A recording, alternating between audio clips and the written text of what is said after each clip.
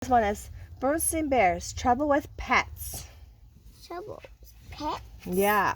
Yeah. Cubs don't expect the big job when they will get when they jump up and down and beg for a pet.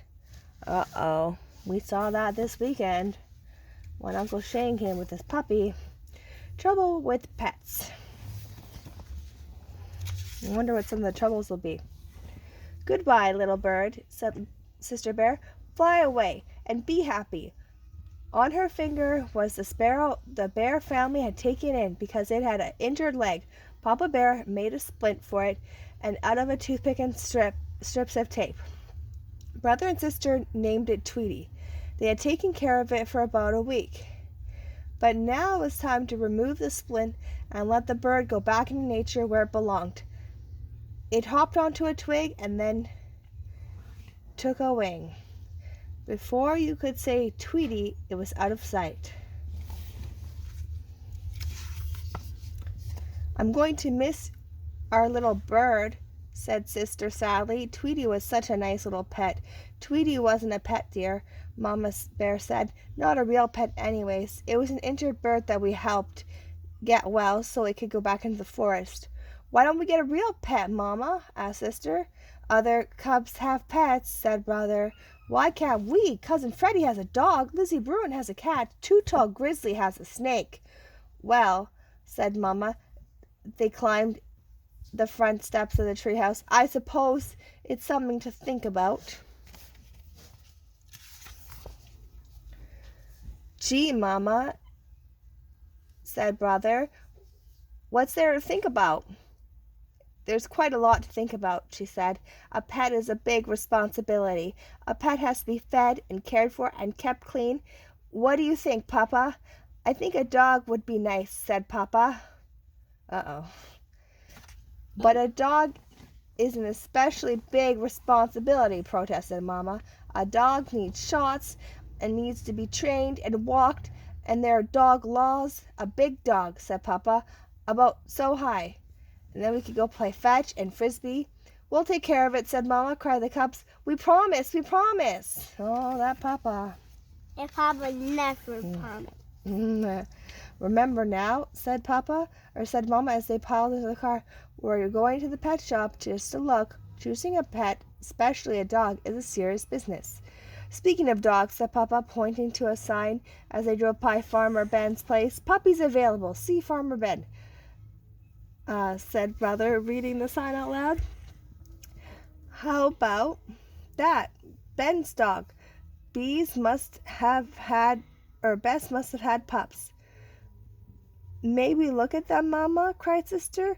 Oh, please, Mama, please. Oh, man. Well, they're going to look at them, I think.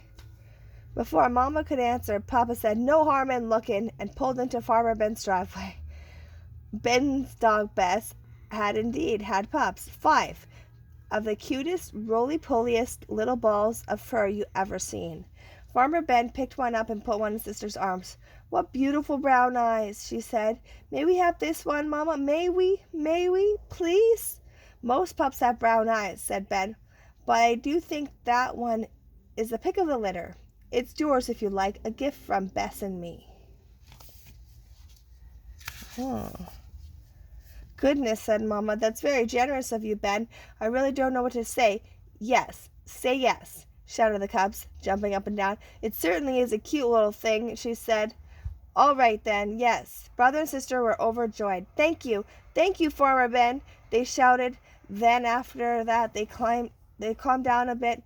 Brother said, our pup's going to need a name. How about King, Prince, or maybe Duke? Farmer Ben was an expert in such matters, took a look under the pup's tail and said, there's only one trouble with those names, Brother Bear, is that the pup is a girl.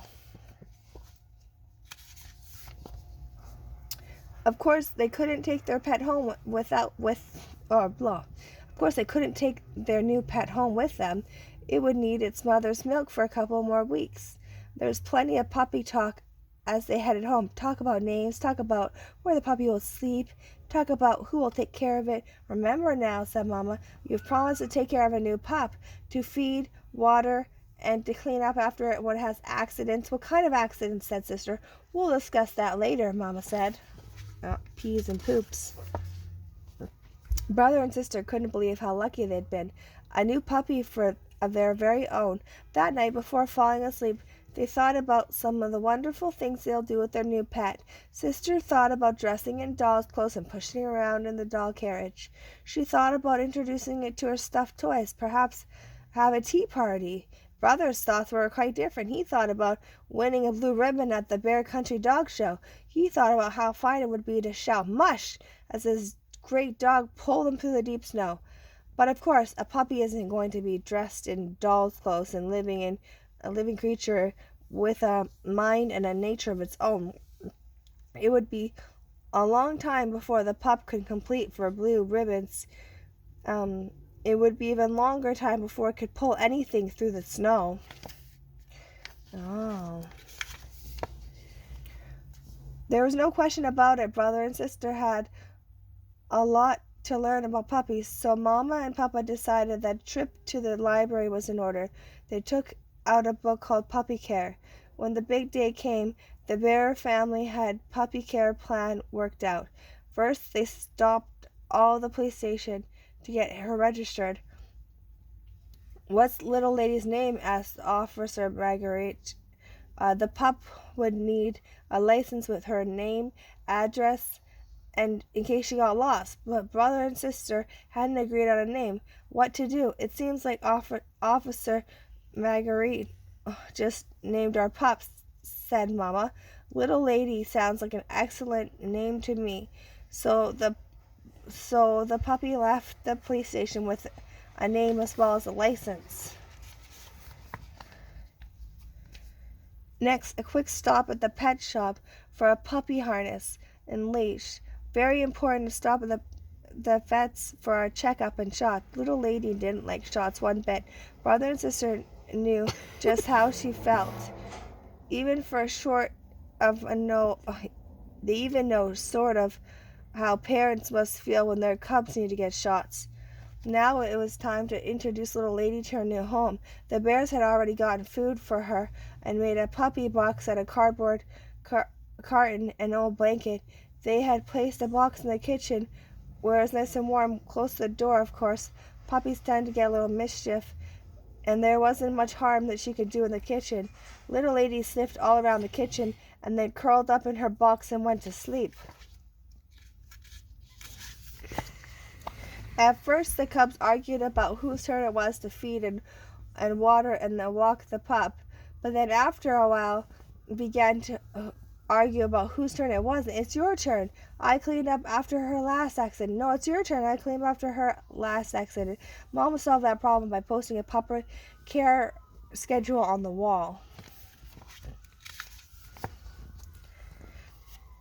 Not that the puppy was all work and no fun. Little lady was indeed a lot of fun. In fact, so much fun watching her that the bear family didn't watch much television anymore. She chased her tail, she did somersaults, she fought her rubber dog bone, she even got into the strangest positions. Also, of course, she grew.